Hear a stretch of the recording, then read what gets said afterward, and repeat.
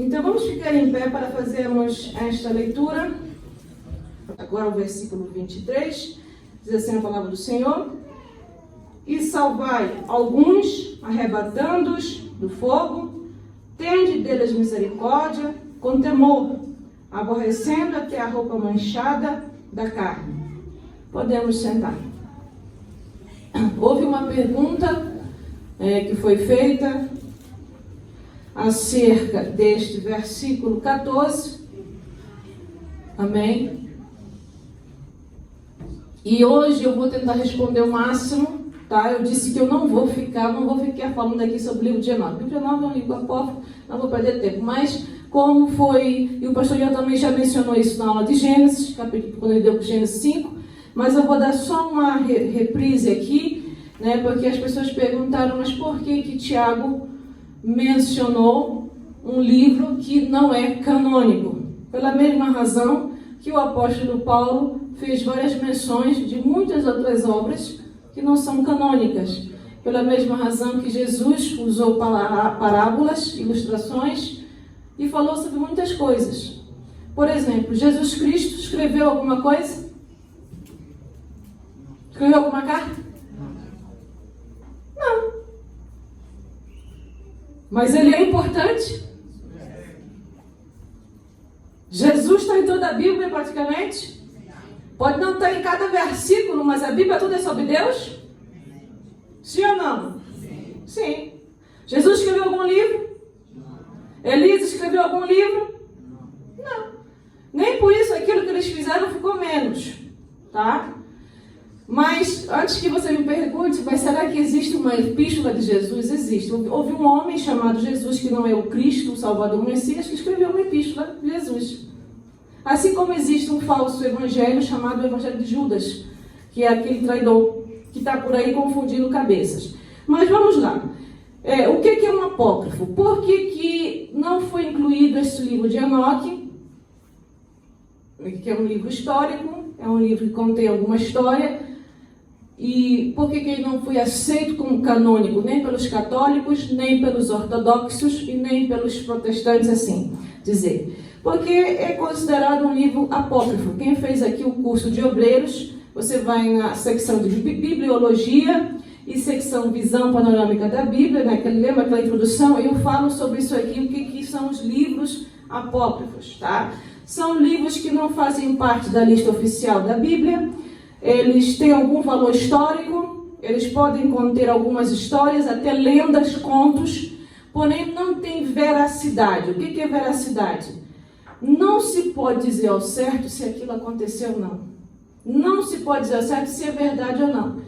Então, uma das questões acerca do livro de Enoque, ninguém sabe se realmente foi Enoque que escreveu ou alguém que escreveu por ele.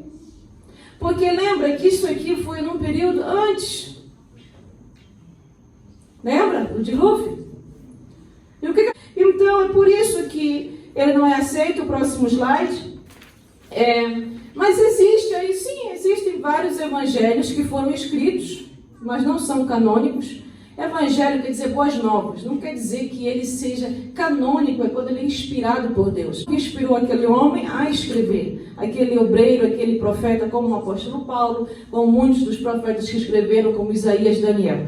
Então, existe um livro chamado 1 Enoque, mas ele é considerado um livro apócrifo, tá? Ele foi rejeitado, tá? Uma das razões porque esse livro foi rejeitado é porque ele só se encontra na língua dos etíopes.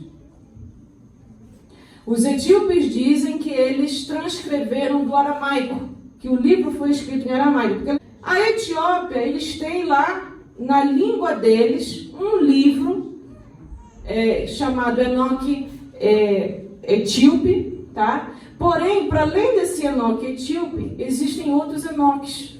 Então, quem é que está certo? Tá? Outra coisa também no livro de Enoque, que chamou a atenção de muitos estudiosos, isso na hora que eles foram colocar o Novo Testamento ali, uniram o Novo Testamento, foi porque existem palavras no livro de Enoque que não era utilizada pelos antediluvianos e nem era utilizada após o dilúvio. Quer dizer, Noé em diante. São palavras que estavam sendo usadas depois da crucificação. Só que o livro é dito ter surgido 2 séculos antes de Cristo. Então, como é que uma coisa surge 2 séculos antes de Cristo? Mas tem textos, ou escritas, ou palavras, que só vieram a existir depois de Cristo ter morrido, já são 2 séculos. Então é óbvio que alguém pegou a obra, reescreveu, transcreveu, pôs lá o que quis. Está entendendo? Então, por isso, irmãos, é uma das razões que ele não se pode dizer que foi Enoque que escreveu. Não se sabe ao certo quem escreveu. Existe na língua dos etíopes somente, tá? É um livro, claro, é um livro que tem muita história, muito rico, e quem já leu sabe que é 5 livros na realidade, são 5 livros. Cada livro com uma história sua pessoal, para um fim, tá? E as pessoas perguntam, né? Próximo slide. Quem foi Enoque? Existiu esse personagem Enoque? Existiu. Quem foi Enoque? Sim, foi o 7º depois de Adão. Judas não mentiu. Tá? Ele foi um homem, segundo Gênesis capítulo 5, versículo 18 a 24, nós estudamos isso aqui, que ele foi um homem justo, um homem reto, um homem que caminhava com Deus, tinha comunhão com Deus. A comunhão dele com Deus, irmãos, era tamanha que ele não morreu. Ele foi trasladado, ele foi arrebatado, ele foi levado. Quem é o outro personagem que o mesmo aconteceu? Elias. Tá? Então, são casos assim que a gente fica, Quem foi esse homem? Por causa daquilo. Eu creio que ele realmente foi um homem. E é muito provável que se ele andou com Deus, ele estava com Deus, ele caminhava com Deus. É óbvio, irmãos, que Deus o deve ter usado no seu tempo para ministrar, para falar pelo menos da sua família. Para mostrar o caminho. Para dizer que existiu o Senhor, como foi, com certeza, Deus usou. Mas tudo que nós sabemos dele é muito pouco. Sabemos em Hebreus, no livro, na carta aos Hebreus, em que ele é mencionado como um dos heróis da fé, tá? E está lá o seu nome. Então Judas não mentiu quando falou dele aqui no versículo 14, que esse homem veio a existir, ele é o 7º de Adão. Agora, o que muitas pessoas, por que Judas mencionou isso aí, A citação, próximo slide, de Judas, existem 2 vertentes. Quando eu falo 2 vertentes, quer dizer, existem 2 pensamentos. E é também citada em 2 grandes obras judaicas. Primeiro, esse livro dos etíopes, o livro de Enoque, e também ela é citada num livro que foi chamado Assunção de Moisés. É um livro histórico também. Existe esta passagem, tal igual está escrito aqui. O que Judas utilizou? Lembra, Judas era judeu, irmãos. Ele estava escrevendo uma carta geral para judeus, não judeus, porém muitos judeus não cristãos. E é óbvio, irmãos, que o livro, por algum motivo, o livro naquela época, tá, dos anos 50, depois de Cristo, até os anos 80, por algum motivo, tá? Não sei se eles estavam à procura de heróis, não sei se eles estavam à procura de se apegar numa história, num alguém, para dizer que nós temos um herói, nós temos um alguém. Eles foram procurar homens, pessoas em que podiam dar a eles uma esperança. Então, esse livro, nos anos 50 depois de Cristo até os anos 80, ele foi um livro que surgiu. Ele foi um livro que era muito comentado. Então, quem falasse do livro sabia. É possível que Judas leu o livro? Sim. É possível que Tiago tenha lido? Sim. É possível que até Cristo tenha lido? Sim, porque o livro surgiu 2 séculos antes de Cristo. Mas ele só tomou força nesses anos 50 em diante. Então, por algum motivo, aquelas pessoas foram ler esse livro e tudo que era mencionado era um livro histórico, não era considerado canônico, mas era uma história, como existem os livros históricos. Tá? Porém, ele não foi aceito, ele não foi canonizado. Tá? Próximo slide. Uma outra razão porque ele não foi canonizado, ele não foi aceito, é porque, como eu vos disse, ele surgiu 2 séculos antes, ou seja, num período chamado período intermediário. O que é o período intermediário? Quando chega ali, acaba o Antigo Testamento, passaram-se cerca de 480 a 500 anos, que não houve profecia, não houve ensino mais, não houve, acabou. Foram quase 500 anos de silêncio. E foi aí que surgiram esses apócrifos, esses livros apócrifos. Por isso que os próprios judeus, eles têm muita cautela. Eles dizem, olha, é um livro que surgiu num período em que os profetas não estavam lá. Já tinham dado a mensagem, já estava fechado o Antigo Testamento. A mensagem já tinha sido dada, não tem muita veracidade, a gente não sabe dizer quem é quem aqui. Não tem muita certeza disso. Então, panhou-se esse entendimento que como é uma coisa que surgiu aí, é difícil, torna-se um livro histórico, existe, mas não é canônico, não é inspirado, não faz parte. Segundo S.I. Mackner, ele escreveu um comentário, e Mackner ele é muito simples nisso aqui, né? Ele diz assim, o livro de Enoque, por que Judas fez referência a esse livro? Porque justamente naquela época o livro era bastante conhecido. É como que se hoje eu fizesse aqui na pregação, nessa ministração da aula, uma referência a que algum líder tenha feito. Por exemplo, esta frase, juntos somos mais fortes. Alguém que criou essa frase. Certo? E a gente repete por quê? Porque juntos nós somos mais fortes. Alguém criou esta palavra. Eu creio que talvez num momento difícil para movimentar as pessoas, para unir as pessoas. É canônica esta palavra? Não. Então Judas estava escrevendo uma carta geral. O que ele queria era passar para a igreja, para todas as igrejas, carta geral porque era para todos, não foi para um grupo específico, em que as pessoas deviam batalhar pela fé. E o assunto Enoque era muito forte.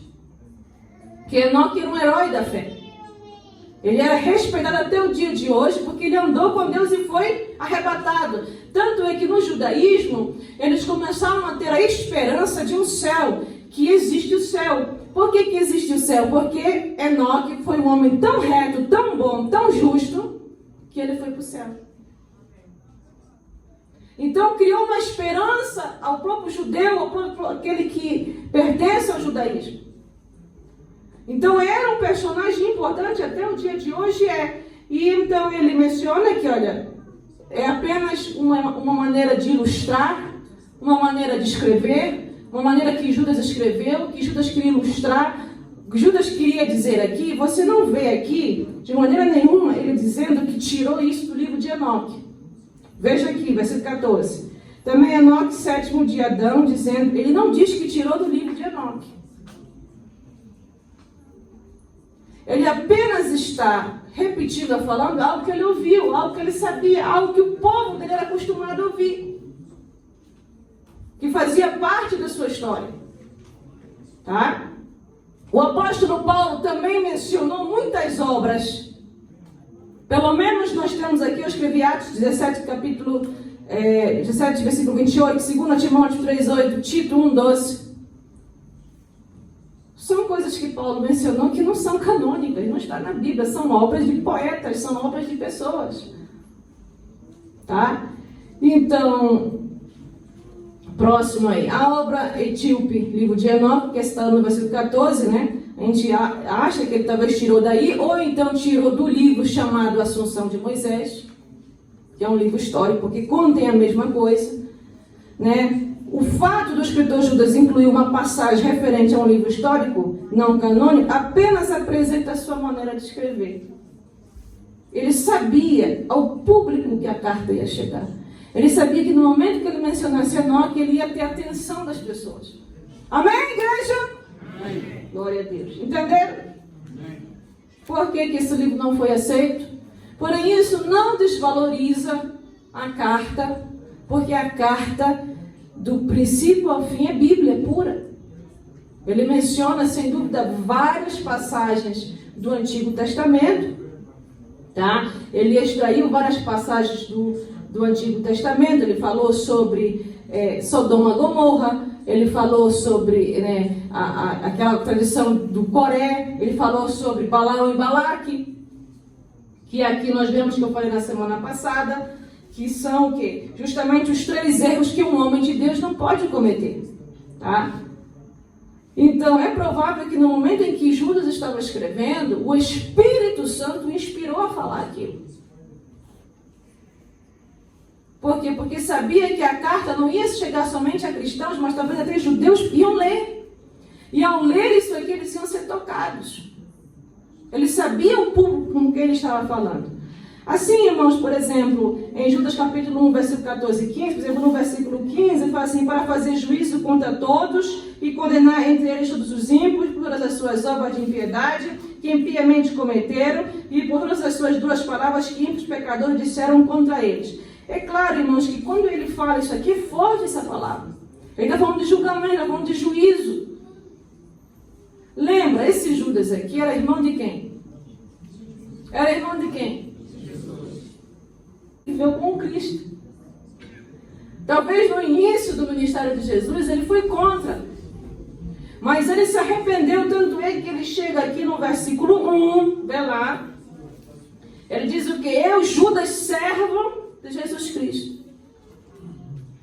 Ele se pôs na posição inferior. Por quê? Porque com certeza ele entendeu aquela passagem, ou ele entendeu quando ele ouviu do apóstolo Pedro, porque ele tem muitos relatos aqui, a linguagem, a escrita dele muito parece com a de Pedro. Então, ele entendeu aqui uma coisa, humildade. Lembra que foi Jesus que pôs aqui aquela toalha, o lençol, se abaixou e foi lavar os pés do discípulo, ensinando a eles a humildade? Foi ou não foi, igreja? Foi. Então, ele aqui nem se considera irmão, não é que ele esteja dispuntando Jesus, ele se achou, uma vez que ele se converteu, uma vez que ele entendeu que Jesus Cristo era o Messias do Senhor, ele se sentia o que? Sou servo, eu sou doulos. Doulos quer dizer servo, escravo. Eu sou irmão do Tiago. Para quem não me conhece, porque ele escreveu uma carta só. E uma carta bastante, que é uma apologia que eu já falei aqui na aula passada. Então ele agora se diz, olha, eu sou Judas, servo de quem? De Jesus Cristo, versículo 1, está com a Bíblia aberta. Irmão de quem? De Tiago, aos chamados. Então, para quem que é a carta? Quem é que é chamado por Deus? Quem é que foi chamado por Deus? É aquele que aceitou a Cristo. É aquele que está servindo a Deus, que está servindo Jesus. E será que a carta só é para discípulo? Será que a carta só é para pastor, obreiro? Não, é para os chamados. Quem são os chamados para fora do mundo? A igreja é o quê? Um grupo de pessoas que foi chamada para fora do pecado, fora do mundo, para se unir à família de... Para quem que Deus chama? Aos chamados, versículo 1. E o que mais? Queridos em... Então ele aqui já identifica, tem uns aqui que não é querido, porque não é chamado. Não aceitou, não quer. E o que é com... O que é uma coisa conservada? As conservas aí das frutas, né? Essas frutas em calda, já viram? Essas coisas em latas são conservas. Quer dizer, foi preservado, foi cuidado, foi zelado, está ali. Ele é chamado, ele é querido de Deus e ele é conservado na doutrina. Ele não entra para a direita nem para a esquerda, porque o caminho dele é o céu. O caminho é estreito, é duro, é difícil, mas ele vai seguir. A carta é para quem? Para quem é? Você é chamado? Você é chamado? Se não é, melhor ser hoje. Se arrependa, venha para o Senhor. Próximo. Versículo 11. Judas cita o nome de 3 dos principais pecadores, ou ímpios da Bíblia. Eram os únicos? Não. Mas eram 3 que ele sabia, que se ele falasse, todo mundo ia saber. Do que ele estava falando? Ele falou de quem? De Caim. Caim, a sua história está onde? Gênesis. O que Caim fez, irmãos? Matou o irmão dele, homicida. Primeiro homicida. Levantou-se contra o seu irmão. Foi contra Deus. O seu coração estava dominado por o quê? O ódio. A ira. Balaão era quem? Um adivinho. Um falso, irmãos. Profeta. Convocado por Balaque para amaldiçoar quem? O povo de Deus. Está lá em Números, capítulo 22. O que ele queria? Dinheiro. Joia, ouro. Enfim, de o quê? Abençoar um povo que é abençoado. Será que nós não estamos vendo nos dias de hoje os Caíns por aí? Homicidas do Evangelho. Matando seus irmãos. Não estão vendo aí os Balaão por aí? Os falsos profetas, mentirosos, enganadores. Só querem dinheiro, só querem tudo. Amaldiçoa um, abençoa outro. Tudo por dinheiro. Ele viu que Coré, um levita. Levita, o que é levita? Trabalhava ali na tenda, junto com quem? Com Arão e os filhos dele. O que aconteceu com esse Coré aqui? Eu gosto muito da Coré e eu gosto muito da Corá. É o mesmo indivíduo. Ele simplesmente não aceitou a liderança de Arão e nem de Moisés e questionou. Questionou quem Deus colocou. Questionou a lei de Deus. Questionou todo o rito que era feito. Inveja. O que aconteceu com ele? Morreu. Consumido pela terra. Aí ele menciona, número 16:1. Os demais rebeldes, quem que acompanharam ele. Porque não foi só Coré que caiu consumido pela terra, foi quem lhe acompanhou. Então, quando um cristão que é chamado, aleluia, está comigo? Um cristão que é chamado, que é querido por Deus, que foi conservado, começa, por escolha própria, a caminhar para o lado da rebeldia, para o lado do pecado, para o lado dos falsos profetas, o que vai acontecer com ele? Vai ser destruído, irmãos. O fogo do inferno espera. Próximo slide. No versículo 12. Ele vai específico. E eu preste atenção no versículo 12. Porque no versículo 12, ele começa a descrever esses homens. São homens que parecem coisa boa, mas não é. Tá? E aí ele usa várias figuras aqui. Vai lá na Bíblia, veja aí no versículo, tá? Ele começa, versículo 13, ondas impetuosas do mar. Já viu uma onda? É forte? Onda do mar? Onda impetuosa é uma onda forte, é uma onda que vai te levar, tá? Onda que escumam, quer dizer, elas vão nas pedras, elas batem com toda a força de uma pedra. E acontece o que com elas? Cai. E volta para trás. Ele está comparando agora os tais falsos. E ele dá uma lista, ele faz aqui 5 comparações. Muito importante para quem está na escola bíblica, vai sair isso aqui na prova. Tá? Eles aparentam coisas boas. Então são, próximo slide, é nuvem sem água.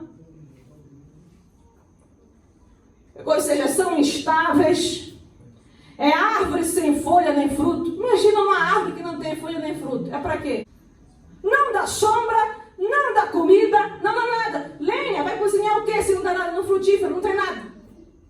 Vai só queimar fogo, vai queimar, vai chamar para calor, porque é nuvem sem água. Quer dizer, são homens e mulheres e o quê? Que são falsos, infrutíferos. Parece coisa boa, parece grande, parece rico, parece que tem dinheiro, parece que tem casa. Lá dentro não tem nada. Onda ondas furiosas do mal, então, como nós vimos aqui, lemos ondas impetuosas. Mesma coisa, mesma palavra. Que trazem consigo impurezas, porque você já viu quando a onda bate nas pedras, a impureza que ela traz, a sujidade que ela traz? Fica tudo ali na beira, já viu? Impureza imoral. Estrelas errantes. O que são estrelas errantes? Estrelas errantes, irmãos, aqui ele dá 3 significados. Elas podem estar se referindo aos anjos que caíram, que ele menciona, que caíram, não houve perdão para eles. Amém? Estão comigo? Amém. Não tem perdão para eles, é irrevogável. Também se refere aos corpos celestes, ou seja, os astros. Nós sabemos que uma estrela está bastante longe. Quando a gente chega a ver uma estrela no céu, ela não está perto de nós, ela está muito longe. Geralmente são planetas, né? E o que acontece se um deles sair da rota ao acontecer com eles? Se um deles tentar entrar no nosso sistema solar ou no nosso globo, na Terra, vai destruir a Terra. É uma catástrofe. Se um planeta ou uma estrela cair aqui, vai acabar com a Terra. Por quê? Porque a Terra é pequenina. A Terra é menor que Júpiter. Escola aqui primária, né? Lembrou a escola primária, professora, aqueles planetas todos? Também se refere, pode ser a corpos celestes que se descandeiam de sua órbita. Muitas vezes a gente está assim parado, olha ao céu e de repente vê assim, uma coisa passando, brilhando. Olha, uma estrela está saindo da órbita, está se destruindo, está se acabando. Estrela, brilha, bonita, está lá no alto. Vai destruição. Quem são esses? Os falsos profetas, os falsos mestres, os falsos crentes, os falsos tudo. Pronto. Judas aqui, irmãos, curto, mas como a gente fala, né? Sweet, né? Strong, né? Short and sweet. Forte, curto, mas lá dentro. Entra. 14, profetizou Enoque. Eu já falei a razão porque ele menciona, porque naquela época era um livro conhecido, por algum motivo as pessoas liam, entendiam, sabiam.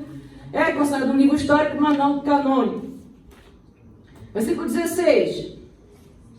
Estes são murmuradores, queixosos de sua sorte, andam segundo as suas concupiscências, cuja boca diz coisas muito, admirando as pessoas por causa do... Ele quer ser teu amigo porque tu tem carro, porque tu tem dinheiro, porque tu é não sei quem. Porque o crente, ele tem a bênção de Deus na sua vida. Tem gente que só é interesseiro. Só quer estar perto de você porque ele quer tirar vantagem tua. Alguma coisa você tem que ele quer tirar de ti. Sangue de Jesus tem poder que vai para lá, para longe. Porque a gente assim não presta. Está aqui, ele está falando aqui. São que murmuradores. Vão murmurar de ti. Vão falar mal de ti. Andam nos seus desejos carnais. Falam coisas arrogantes.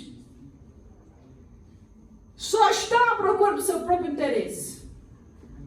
Infelizmente, irmãos, a gente vê essas pessoas dentro e fora da igreja. Mas vós, amados, lembrai-vos das palavras que vos foram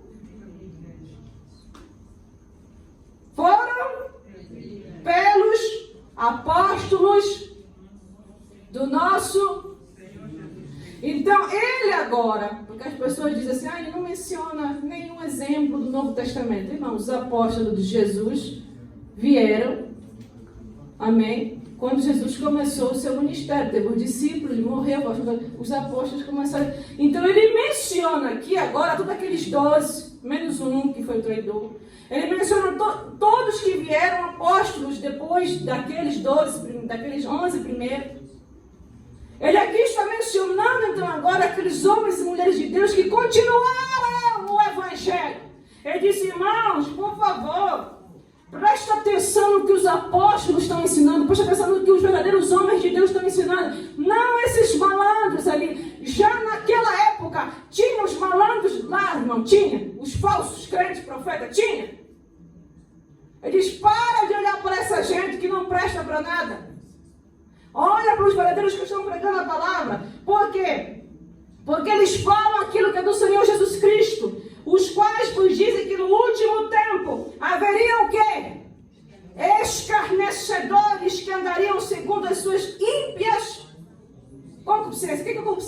desejo incontrolável. Os apóstolos pregavam aquilo que Jesus pregava. E até mostravam. Então, nós notamos aqui no versículo, próximo slide, versículo 17 a 19, mas vós, amados, lembrai-vos das palavras. De quem? Dos apóstolos. Eles não falam a palavra deles, é de Cristo. Recordem estas palavras. Recordem. Lembrem-se de que Jesus disse. O que foi que Jesus disse? Vai ler Mateus, depois ler Marcos, depois ler Lucas, depois ler João. Lá está o Evangelho. Escrito por 4 diferentes homens que andaram do lado dele. Lá, tá? Viram ele, estavam com ele, andaram, observaram. Olharam a história lá.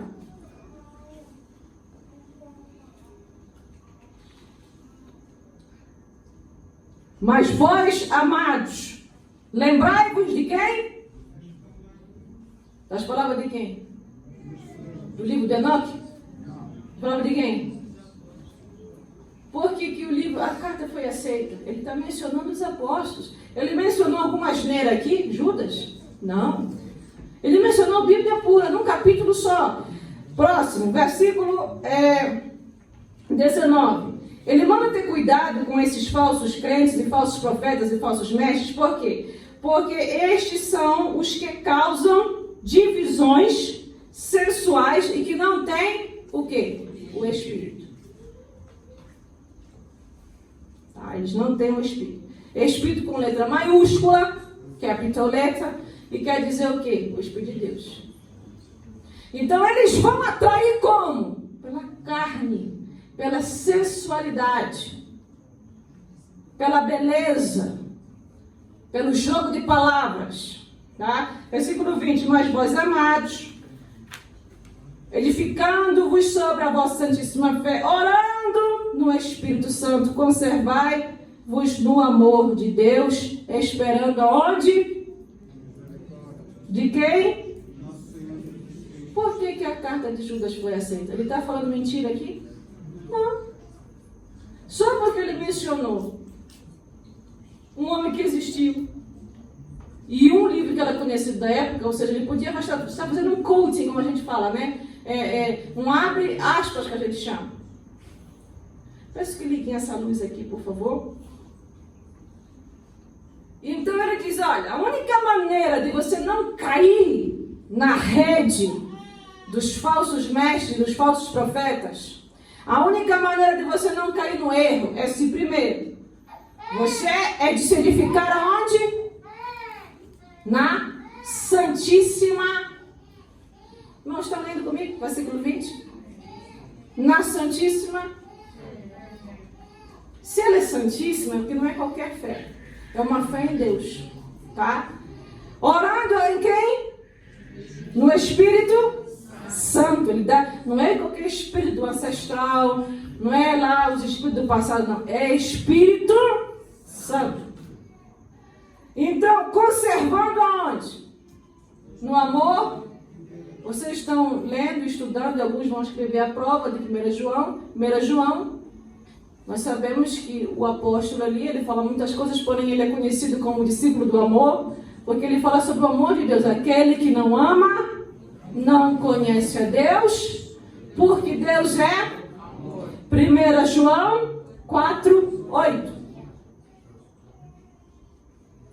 Então, a única maneira é que, se através do crescimento espiritual, do exercício da fé cristã, da dependência do Espírito Santo, da entrega pessoal a Deus, ao Espírito Santo, mantendo-se no amor de Deus, não deixando o ódio, a ira, não procurando aí falsos mestres, falsos profetas, procura Deus, procura a Bíblia, procura orar, procura a igreja, não vai procurar falsos mentirosos por aí. Você se põe nas mãos dele, você vai ser enganado. Confiando o quê? Na misericórdia de quem? De Cristo. Então, estes dois últimos pontos, irmãos, eles trazem a memória daquilo que ele queria dizer ali no versículo 2. Vamos lá no versículo 2, diz assim: a misericórdia, a paz, a caridade vos sejam multiplicadas. Por quê? Porque somente quem está conservado tem isso. Amém? Então, vamos lá, versículo 21. Apiedai-vos de alguns que estão duvidosos. Por que ele fala isso? Porque o que estava acontecendo ali na igreja é o que acontece hoje. Quando a gente identifica um duvidoso, o que é o duvidoso? Ele está em cima do muro. Ele não sabe se ele é crente, se ele não é crente. Ele não sabe que Deus que ele está servindo, ele está em cima do muro. Tá? Ele reza ali, reza colar, reza tudo que é coisa. Igual uma vez eu vi um time de futebol, mandaram chamar todos os bruxos da cidade, todos os padres, todos os pastores, para orar no campo, nos jogadores, para ver se os jogadores ganhavam, né? Aí perguntaram para o treinador, mas por que o senhor está fazendo isso? Está chamando toda essa gente aqui? Não, pelo menos um dos deuses vai ouvir. Se não é o Deus do crente, do cristão, o Deus desses aqui ouve, alguém tem que ouvir, que esse time tem que fazer pelo menos um gol. Então os duvidosos são aqueles que estão inseguros, são os incertos, são aqueles que talvez deram ouvidos a essas doutrinas falsas, são aqueles que estão confusos. Pois é, muita gente, irmão, acredita, entendendo, que Jesus não vai voltar, sabia disso? Tem muita gente que não acredita que Jesus é o Senhor. Tem muita gente que não acredita que ele precisa ou ela precisa se batizar. Tem muita gente que eles puseram na cabeça que se eles não forem ricos, não tiverem 500 mil lá no banco, ou 1 milhão no banco, então eles estão amaldiçoados por causa de uma doutrina chamada prosperidade. Falsos ensinamentos que são influenciados nas cabeças daqueles que são duvidosos, os fracos. Então ele aqui diz, olha, piedade, tem pena deles. Faz o seguinte, em vez de só afastar eles para lá, vai para lá, duvidoso. Tenta aproximar do duvidoso, talvez puxar ele para dentro da igreja, ensinando a verdade. É possível, com oração, com o estudo da palavra, com o ensino, sair, irmãos, a cegueira espiritual. É possível. Então ele diz, olha, não rejeita, não põe para lá. Eles têm dúvida. E tentar, você como diz, salvar alguns, arrebatando do fogo lá, do fogo do inferno, porque esses duvidosos que estão lá em cima do muro, que não fazem a sua decisão por Cristo, infelizmente o seu destino é o fogo do inferno. Então a piedade, eu tenho pena deles. Vamos lá, ministrem para eles, tentem. Tente deles misericórdia com temor, aborrecendo até a roupa manchada da carne. Então nós vemos aqui que ele usa mais uma vez uma figura aqui estranha, diferente, uma roupa manchada da carne, né? O que será isso? Então, nessa situação aqui, o que Judas quer dizer é o seguinte, a missão de ir resgatar um duvidoso é mais difícil do que apanhar alguém que não crê em nada. É mais fácil evangelizar um não crente, alguém que não vem à igreja, e ganhar ele para Jesus, está comigo, evangelizadores, do que evangelizar um crente desviado. Ah? É ou não é? Porque o crente desviado, ele tem que ser evangelizado de novo, porque ele está desviado. É mais fácil buscar um aí mesmo, lá no pecado mesmo, lá. Na droga, na desgraça, lá no lamaçal do pecado, trazendo ele para Jesus. Lá, feiticeiro, o que é? Mais fácil ganhar ele para Cristo do que um crente duvidoso, um crente mente dupla, um crente que não sabe o que ele é. Então, o que ele está falando aqui é que esta missão é uma missão de resgate. Você vai tratar com uma pessoa que tem a roupa suja. Ele está manchado pelo pecado. Ele está manchado pelas abominações. Ele está lá mesmo. E o pior, ele conhece a verdade, mas está lá. Está entendendo? Homens ímpios que foram, então, aqui ele tenta mostrar, olha, eles foram enganados, há lá dúvida. Eles não têm discernimento. Eles não conhecem o ensino, talvez porque não leem a Bíblia, não se dedicam, não oram, não participam. Eles são levados para lá e para cá. Mas eles precisam urgentemente de orientação, orientation. Eles precisam de treinamento, de ensinamento. Vai ser fácil? Não. É muito mais difícil ensinar eles. Porque eles têm roupa manchada. Tá? Eles estão lá mesmo, aquelas vestes lá tá mal, não. Espiritualmente tá mal.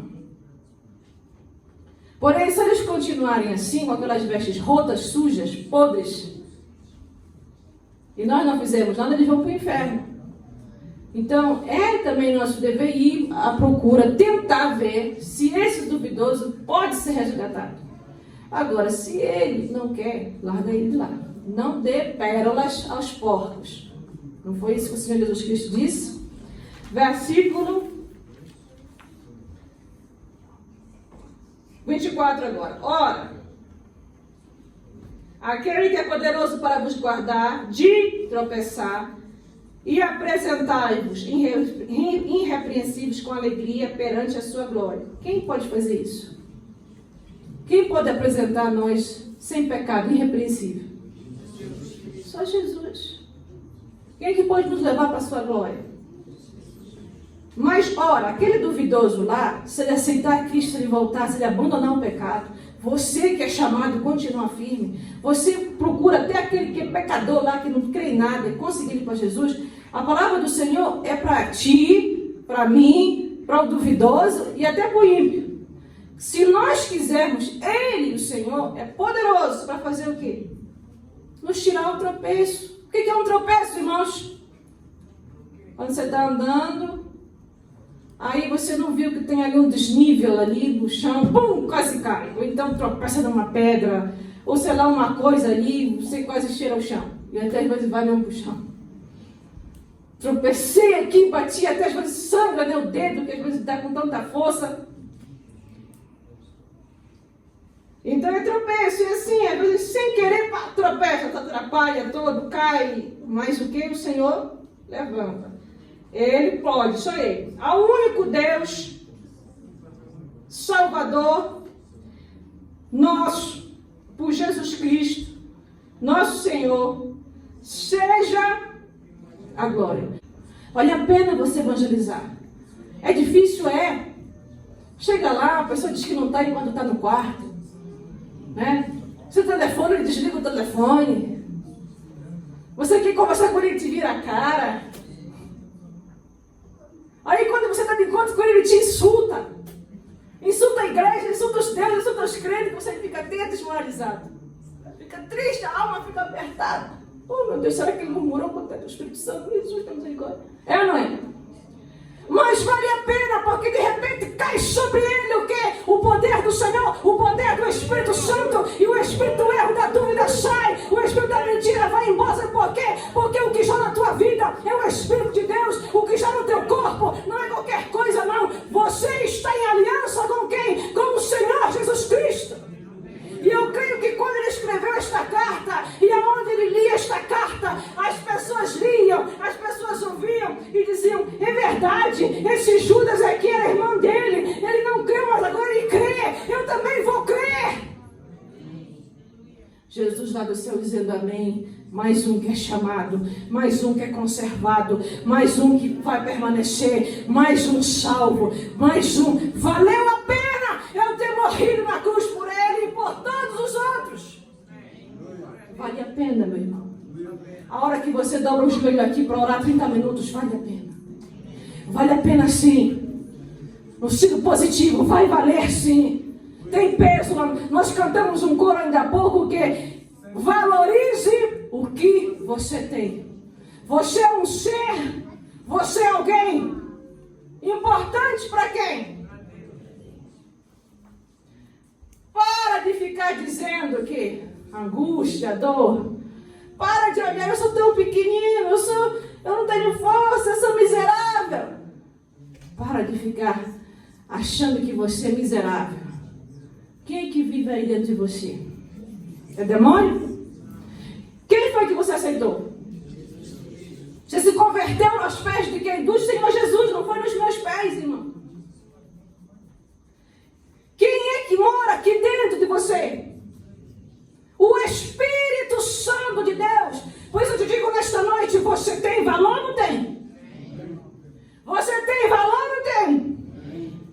Judas tinha valor ou não tinha? Você tem valor ou não tem? É nós que tem valor ou não tem? Por quê? Porque o Espírito Santo está em nós. É aqui, o único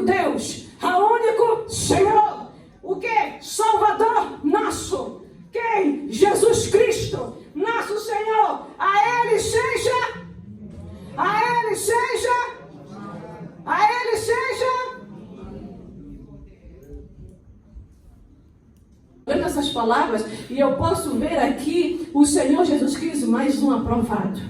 Esse aqui não chumbou, esse aprovou. Me deu um trabalho, mas aprovou. Vai valer a pena, pai e mãe, a oração que você faz, o ensino que você dá. Vai valer a pena você puxar teu filho para a igreja. Ele não quer vir, manda ele tomar banho, se vestir e venha para a igreja com ele.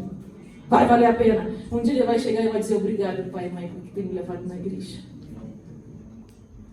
Agora ele pode não entender, mas ele vai te agradecer um dia. Ele vai agradecer na hora que você abriu a Bíblia e leu com ele. Ele vai agradecer a hora que você orou com ele. Ele vai agradecer a hora que você deu o dízimo para ele dar. Ou então deu uma ofertinha para ele dar. Ele vai lembrar. Ele vai olhar para dentro e vai dizer, meu pai era um homem crente, minha mãe era uma mulher crente, meus avós eram um homem crente, uma mulher crente, meus tios, minhas tias, meus primos. Vai valer a pena. Porque o Deus que você está com dentro de ti, Ele é o soberano, Ele é o Criador dos céus e da terra. Não há Senhor maior que Ele, não há Deus maior que Ele, nem anjo, nem principado, nada é maior que Ele. Ele está acima de tudo. Por isso, nesta noite, se levante agora em nome de Jesus Cristo. Vamos começar agora hoje com uma oração. Amém? E domingo pela manhã, se Deus assim quiser permitir, teremos aqui o pastor Eliel, senão eu vou estar aqui convosco. Vamos orar mais uma vez, amém? Eu não sei, estou aqui, não tenho notícia, mas já creio no milagre, aleluia.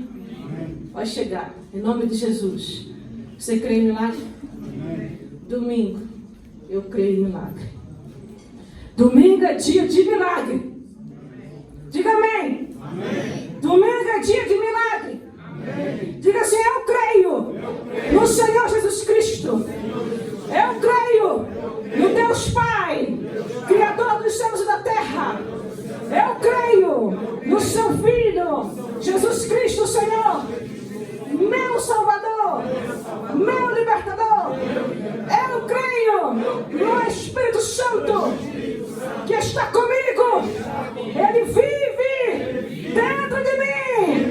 Ele está aqui e Ele está me tocando agora. Levante os seus braços em nome de Jesus e comece a orar agora mesmo. E que você seja fortalecido, seja curado na tua alma, seja curado no teu espírito, seja curado no teu corpo. Receba agora aquilo que o Senhor Jesus Cristo quer que você receba. E antes disso tudo, você possa receber agora força para resistir o pecado, força para batalhar pela tua fé. Assim como o tema desta epístola de Judas é batalhar pela fé, segurar firme, recebe